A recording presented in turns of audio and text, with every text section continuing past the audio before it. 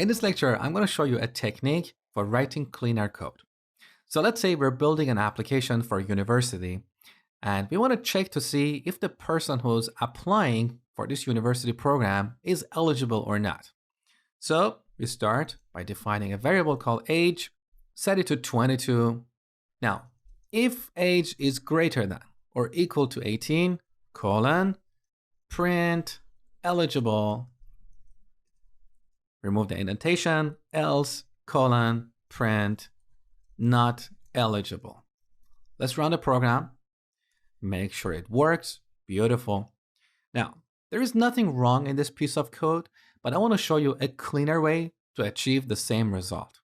Instead of having a print statement here, we can define a variable like message and set it to this string. That is the first step. So message equals this string.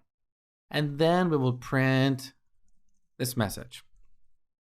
Now, when you have an if-else statement with this structure, where you're basically assigning a value to a variable, you can rewrite this in a simpler way.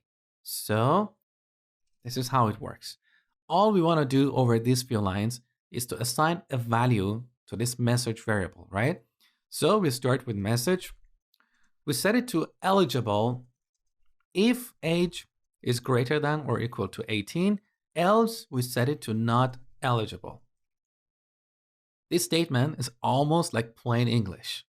So what we have on line 7 is exactly equivalent to these 4 lines of code. Delete, save the changes, run the program. You can see this person is eligible. If I change the age to 12 and run the program, we get not eligible. So what we have here is called ternary operator.